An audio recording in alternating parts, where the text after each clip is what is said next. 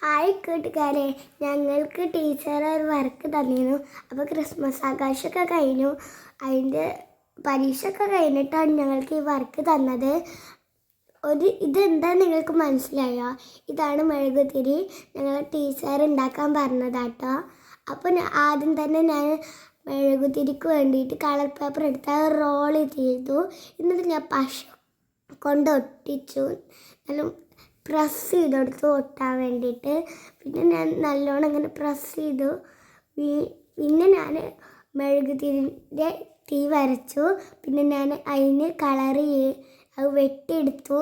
എന്നിട്ട് ഞാൻ അതിന് കളർ ചെയ്തു. കളറ് എടുത്തപ്പോൾ നിലത്തേക്ക് ചാടിയിട്ട് അതിൻ്റെ മടിക്ക് ചാടി. പിന്നെ ഞാൻ എൻ്റെ അടുത്ത് ഓറഞ്ച് കളറിൽ ഇല്ലായിരുന്നു. അപ്പം ഞാൻ റെഡ് കളർ ആദ്യം കൊടുത്തു. നന്നായിട്ട് ആ സൈഡിക്കും മറ്റേ സൈഡിക്കും ഇങ്ങനെ നന്നായിട്ട് തേച്ചു കൊടുത്തു. നന്നായിട്ട് കൊടുത്ത് കഴിഞ്ഞിട്ട് ഞാൻ ഒരു രസത്തിന് വേണ്ടിയിട്ട് ഭംഗിക്ക് വേണ്ടിയിട്ട് ഞാൻ ഓറഞ്ച് നിറവും കൊടുത്തു അതിൻ്റെ മേലെ കൂടിയനെ. പിന്നെ വേറെ ഒരു ചെറിയത് നമ്മൾ വെട്ടിയെടുത്തിട്ടുണ്ടായിരുന്നില്ലേ, അത് ഞാൻ ആ ക്യാൻഡിലിൻ്റെ അവിടെ പശ തേച്ച് കൊടുക്കുകയാണ്. പശ തേച്ച് കൊടുത്തു. എന്നിട്ട് അത് ഒട്ടിച്ച് വെച്ചു. നല്ല പണിയാണെങ്കിലും സിമ്പിളാണ് ചെയ്യാൻ. ഞാൻ അവിടെ ഒട്ടിച്ച് വെച്ചു. നന്നായിട്ട് പ്രസ് ചെയ്തെടുത്തു. എന്നിട്ട് ഞാൻ ആ മറ്റേ ക്യാൻഡിലിൻ്റെ ഉള്ളിൽ പശ തേച്ചെടുത്തപ്പോൾ കഴിയുന്നില്ല. പിന്നെ എൻ്റെ ഉമ്മച്ചി തേച്ച് തന്നു.